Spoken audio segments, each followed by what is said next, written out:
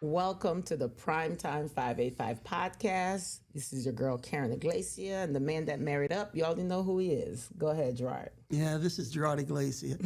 Every week, you married up, you married up. I was 34, single, no kids, no girlfriend. I was desperate.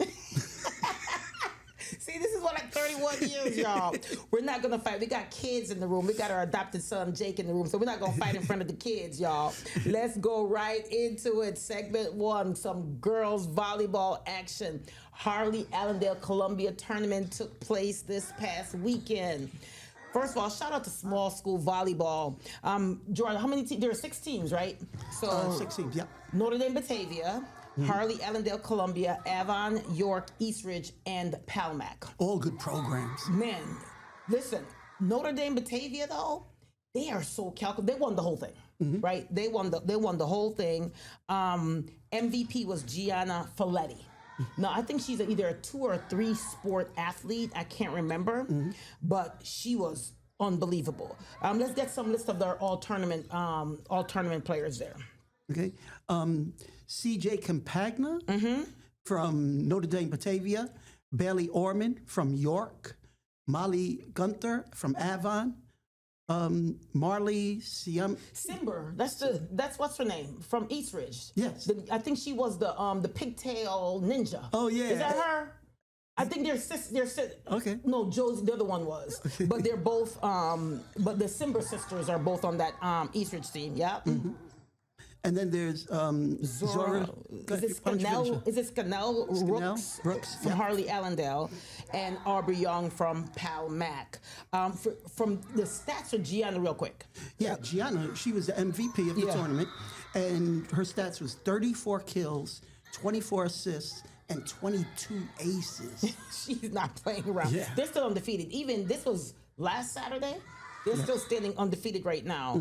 And Harley Allendale Columbia is they're at 5-1. They got Cadence Brecker, who's on our youth council, and they're really a good team. Actually, all 6 of these teams are really, really, really good. All the games were good. Yeah. Every match was good. So we just want to shout that out. Harley Allendale, as I said, only have 1 loss. But Gianna Folletti is that girl out of Notre Dame Batavia, small school, tiny. That Notre Dame Batavia program is good. They're also good at basketball. They're also good. They have a good, strong program for their class, but they play up quite a bit. So shout out, congratulations to Notre Dame Batavia on winning the entire tournament. Now let's go into... They also beat Lindenville in 3 sets. Yeah, this past week, right? Yes. Yep. So let's go into some boys volleyball. Woo! This right here. We're going to start out with Fairport versus Penfield. We got to spend some time on this one, y'all. We got to spend some time on this one. You go ahead. The best game of any sport I've seen this year. It went 5 sets. And, the biggest difference in the sets was 4 points. Now, the first set, Fairport took it. Fairport took the first set 25-22, right? Second set, Penfield came back with extra time, 28-26. Third set, Fairport took that 25-19. Oh, 6 points, my bad. Yep. And then the fourth set was 25-22 Penfield. Talk about that 5th set. We got to talk about that 5th set. That set was 1-1, 1-2, 2-2. Yeah. It was actually 10-9 Penfield. Yeah. And then Noah Maybon happened. Then Noah Maybon came in the front, and it was a wrap. Yeah, because then they went up 14-9. They got 5 straight points and wound up winning 15-11. Now, going into the match, Penfield was number 1 in the state, and they're the defending state champions. Well, they haven't lost since 23-24 season. Yeah, and Fairport was number 2. Now, I imagine they probably flip-flop. Yeah, I don't know how far down Penfield will go down. But, I mean, let's talk about Penfield first of all. Penfield, Owen Goodman was the Primetime 585 News 8 Player of the Year, right? He had 21 kills this game, and Elijah Johnson had 14 kills. In a typical game, that's an outstanding stats, right? But then, go ahead. Yeah. Fairport was led by Noah Maybon. Now, remember, Owen had 21 kills. Yeah.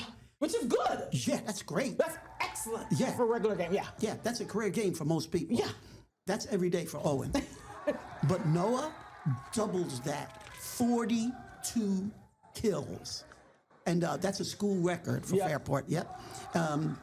Yeah, he had 80 chances, and he put away 42 of them. First of all, shout out to his setter. His setter understood the assignment. Mm-hmm. His setter said, I'm giving it to him every time, the back, the front, the left, the right. Mm-hmm. It didn't matter where he was. He was hitting from every single position. But Fairport not only have just Noah. Let's talk about Jack Means.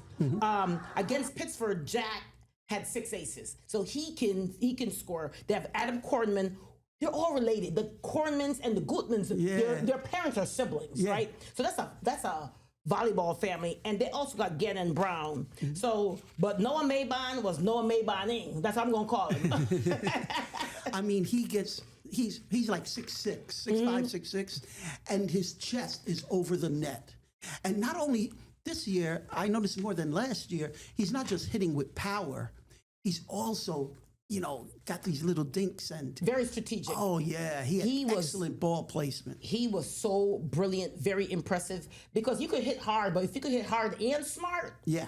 It different. But before we come out of this segment, shout out to the student section. Yeah. The student section at Fairport, y'all ain't nothing to play with.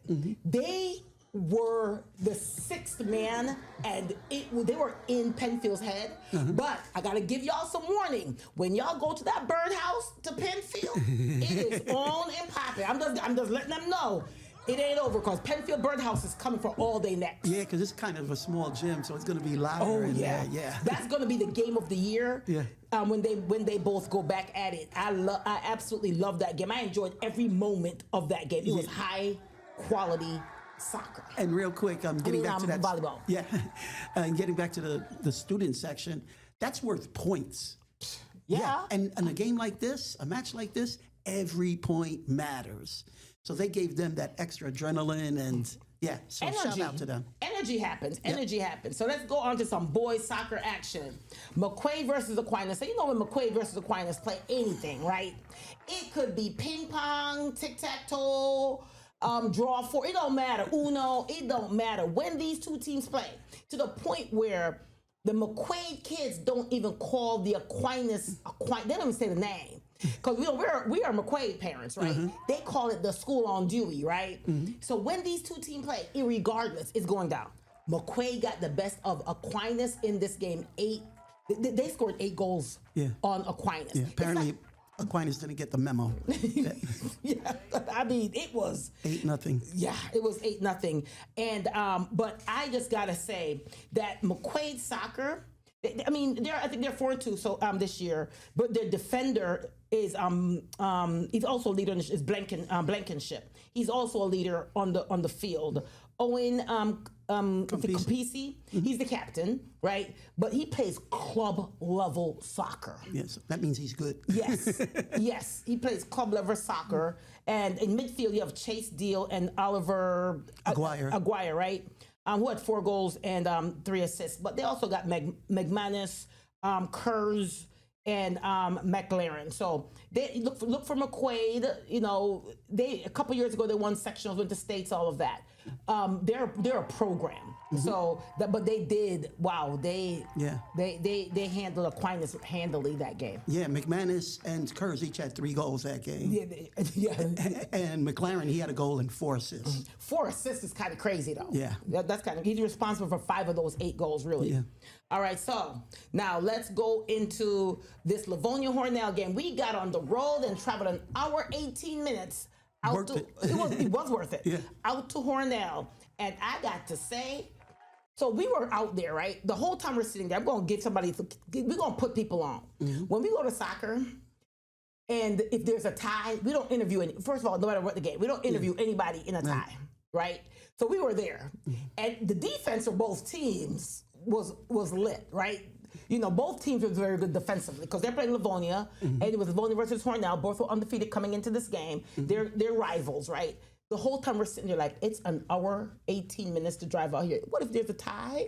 What if there's a tie? Because we already know we went through 2 ties this week because it was Jake's fault. Jake is the one that every time we go somewhere with him, there's a tie. So he's the one that's bad luck. Because we don't interview.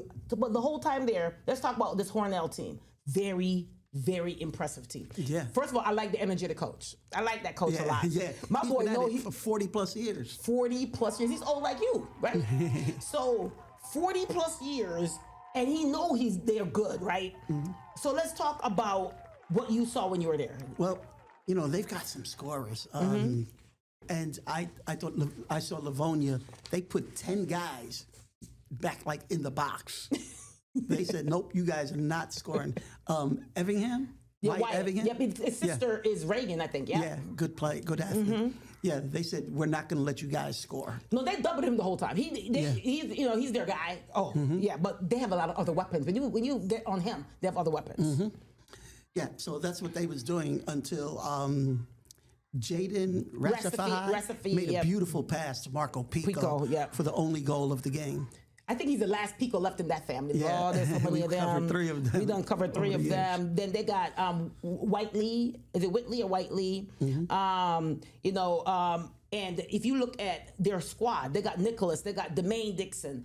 They just have, Coach Tobin has a squad out there. Yeah. And they're still undefeated. Yeah, and they're number 2 ranked in the state. And can I just give a little tea with them real quick before we leave this? Mm-hmm. Let me give a little tea. They played Aquinas. They came in here and played Aquinas.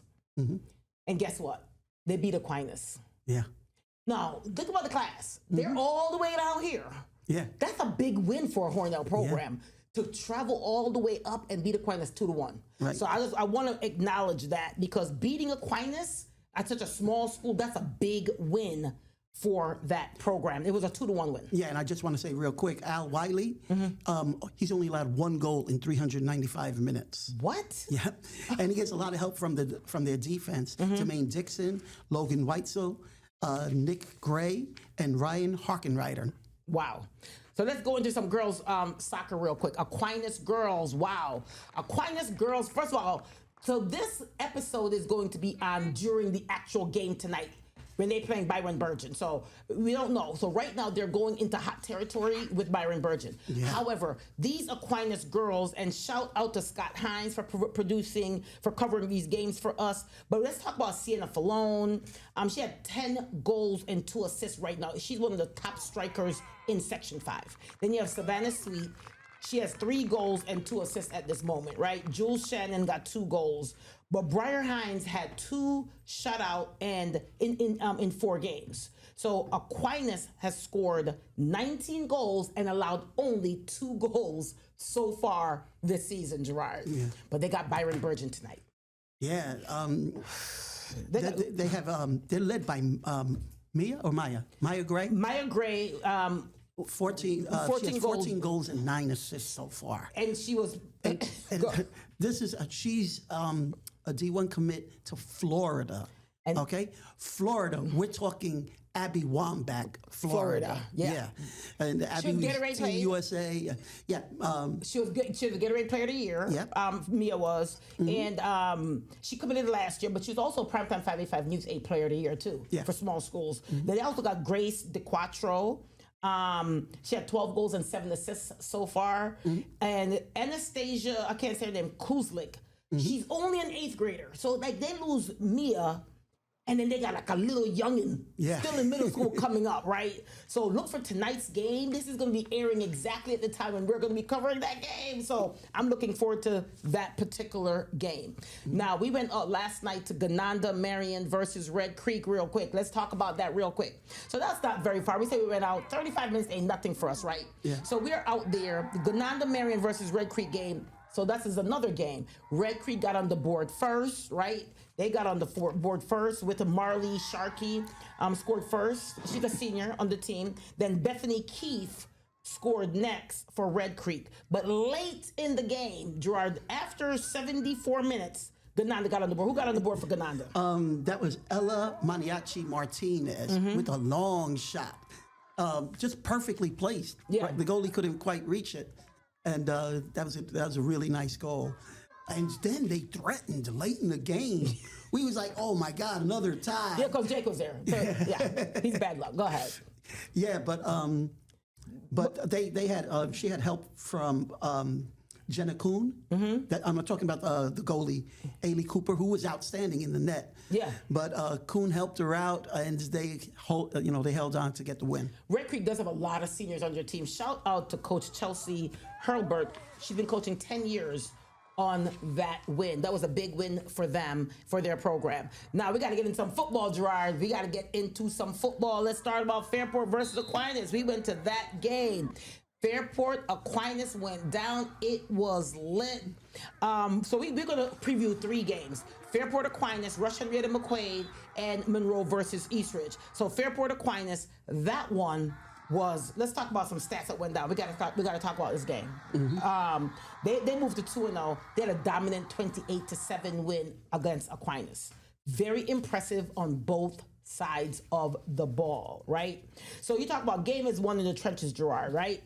Right? Is what? We always talk about that, right? Yeah. You said the game is won in the trenches. They won at the line of scrimmage, they did. Yeah. So talk about it. Talk about the Roselle brothers, right? You got The Russell brothers. Is it Russell's? Yep. What did I say the name? I always say Daniel wrong. and John, right? Is it John? Jonathan. Jonathan Russell. Yeah. Right. Talk about them. No, the first score, they were deep in the territory, and Daniel carried the ball. He got hit right before the goal line. It went in, but Big Bro John said, "I got you," and he jumped on it. Now they're up 7-0. Okay, so then Brennan Patterson, the two-way lineman Brennan Patterson, was dominant on offense and the defensive line. He can hit. That guy can hit, right? But Aquinas got Jeffrey Logan, right? Aquinas is rebuilding. They're going through a rebuilding phase right now. They lost, when you lost a Darien Battle, that's a lot to make up. They lost Trent Buttles. They lost Noah Collins Howard. So it's a lot of them to make up. So they're going through right now a rebuilding phase, in my opinion, and a new system because they have a coach that came back. Yeah. I do want to say just before the half, Daniel Russell, he got his own touchdown with a little catch and run to make it 14-0 at halftime. But then Jeffrey Logan, he went off in the third quarter, and he just like almost single-handedly got them 14, made it 14-7, and then on the second drive, it looked like he was going to do it again. But then he cramped up. Yeah. And he sat out the rest of the game. We know we got to go into this Rush Henrietta versus McQuaid game. Well, they wound up winning. Yeah, 28-7. Yeah. Yes. So this Rush Henrietta versus McQuaid game, Rush Henrietta went into McQuaid territory and ended up beating them, shutting McQuaid out. Yeah. Right? Brendan Mangone was 20 for 31, 237 yards. We're not going to spend a lot of time on Rush Henrietta because they are our team of the week, right? So we only spend a lot of time on them in studio. But we got to talk about just some stats real quick. Imani Wagstaff was 19, had 19 carries for 91 yards. Xavier Cox, who transferred from McQuaid to Rush Henrietta, had 8 catches for 82 yards. Noah Collins Howard, who transferred from Aquinas to Rush Henrietta, had 88 yards, had a huge run. When he catches the ball, he's a sectional winner in track and field. And Ronan Walker. But we're going to talk Ronan Walker, both sides of the ball. He had 10 tackles, 3 tackles for a loss. But and Coach Bruce Johnson, first-year head coach, he's doing a really nice job. He's doing an excellent job. Yeah. Nice job. He's doing an excellent job. Yeah, I'm sorry to jump back to Fairport. Oh, I'm sorry. Go ahead. I forgot. And I don't know how I forgot because Sam Roselli had an outstanding game. Sam Roselli was brilliant. 14 for 16 passing, threw for 2 touchdowns, and just smart. He ran for 2 touchdowns. I was about to say, he ran for 2. He knows when to run the ball. He knows when to throw it. He's very smart, but he's a Division I baseball player. But I strongly believe that when you are an athlete and you're a Division I player in any sport, you kind of think differently. So he's very smart. So I absolutely agree with you that we can't forget Mr. Roselli there. I'm going to put a Mr. on his name with some respect on that. Yo, he looks like one of the top quarterbacks top players in Section 5. Okay, now. Yeah, Okay, now you're absolutely. throwing it out there. No brainer. You're throwing it out there. So we got to go into Monroe versus Eastridge, Gerard. Yeah. Monroe versus Eastridge. Let me tell you something. So I know people are going to push back on me when I talk about Monroe, right? Monroe has not allowed a touchdown in 2 games, right? Now, I always say I look at the level of competition that they're playing, okay? When you have a Messiah Hampton, you could key in on Messiah all day.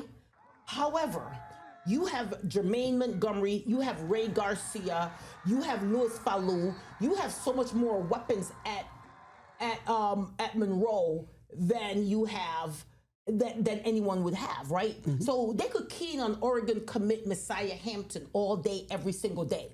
But we got to give Ray Garcia his respect. He had a 56-yard punt return, right? Jermaine Montgomery had 4 rushes for 71 yards and also a touchdown. Louis Falou, 152 yards and 4 touchdowns. So people are keying in on Messiah, but they don't understand. And then Terrell Pooty Cunningham, the coach's son, okay? One of the top quarterbacks in not only Section 5, but in the state. And he was 10 for 15, 236 yards, okay? 4 touchdowns, 268 all-purpose. Yeah. Who's gonna beat them in their class? Let's keep it funky up in here. I know people gonna talk about like, oh man, you glazing on Monroe. No, Monroe glazing on Monroe. Monroe glazing on Monroe. Because Eastridge is good. Yeah. And they handled Eastridge 50-2. And they're good. And well coached. Yeah. So I'm putting it out there. I'm putting it out there. So Gerard, we gotta get into some. We're gonna talk about your pick. We're gonna talk about your pick. Yeah. We're gonna talk about your pick. We're gonna talk about your pick. We're gonna talk about your pick. Go My ahead. pick is pretty easy, actually. I mean, in a week of outstanding athletes doing amazing things, one in particular stood out, and that's USC commit Noah Maybon. As I said, 42 kills. Remember, 20 is a great game. No, actually, 21 is beyond great. If you have 21 kills, that's an amazing game. Yeah, and he had 42. and in a close game, every point counts. So, I mean, wow, he was just outstanding. That's a school record, as we said. And like I said, his ball placement was just excellent. So congratulations on your pick. That was a no-brainer. I feel like you kind of cheated on that pick, right? That's a no-brainer. All right, so my pick is a little bit different pick, right? My pick is Magdalena Owinger. I want to make sure I said her name right. I was so determined to say this young lady's name right. I called her mama on the phone this morning. How do I pronounce your daughter's name, right? I literally called her mom to ask her mom, how do I pronounce your daughter's name? And Magdalena, the reason why she scored 2 goals in the game, and yesterday she scored also a goal. They lost, but she's the one that scored the goal. But I got to tell you something about Magdalena, why she is so impressive, right? She is impressive because she was out all of her sophomore season. She had 2 major surgeries. To come back, do you know mentally, when you come back from an injury, that's sometimes harder to get over than when you come back physically. Your mentalness is a lot harder sometimes, right? Like than your physical, yeah. You know what I mean? So for her, she had an outstanding week. She had 2 goals one goal the other game. But that was my pick because I like the fact that not only did she come back, she came back. Yeah. And she was shooting from far. Z covered this game for us. She's excellent. So congratulations to Magdalena Owinger. Thanks to her mama. Called her mama on the phone this morning, asked her to pronounce the name. Yes, and she's hearing impaired on top of that. She's going. Listen, I love it. She's been going through a lot. Listen, in the last couple of years. I had to shout her out because she deserved everything she gets because she worked hard on that.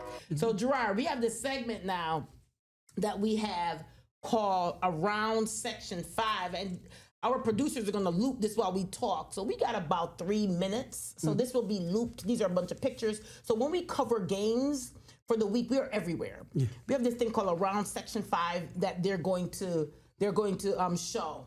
Those pictures, videos. Jake took some pictures for us.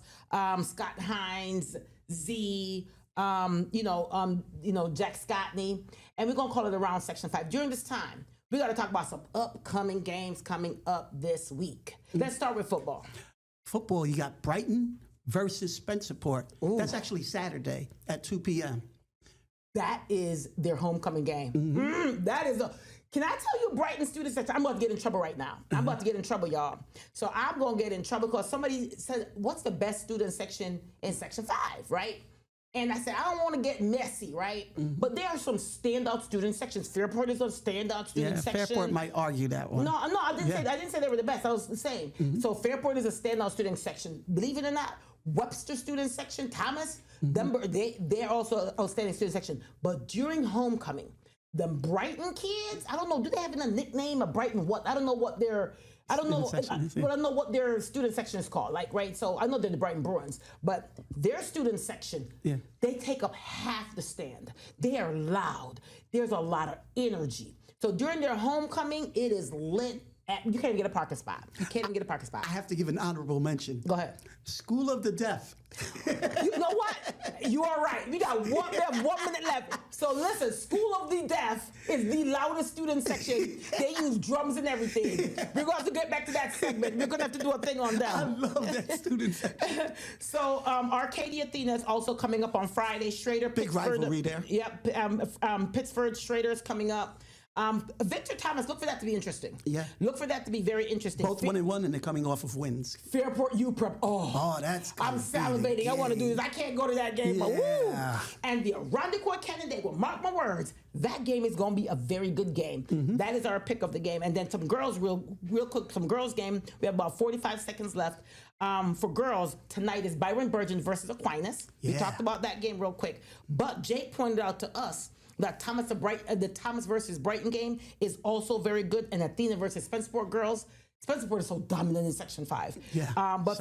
And for boys tonight, 2 big games tonight: Mendon Sutherland, Fairport Penfield, 2 of the biggest games in Section 5 tonight. But Saturday, Minders versus East Rochester is going down. It is on and popping. Yeah, Minders is undefeated. Yeah. Well, listen, this is going to be a good game. But this is a quick show today. Well, thank you guys for tuning in. It's your girl's birthday this week. I'm Virgo, baby, and Gerard is next week. He's Libra. Birthday? It's my birthday. Yeah, you forgot. That's 31 years. Yeah, you got to kind of celebrate it. Well, thank you guys for tuning in for the Primetime 585 podcast. We'll see you guys next week.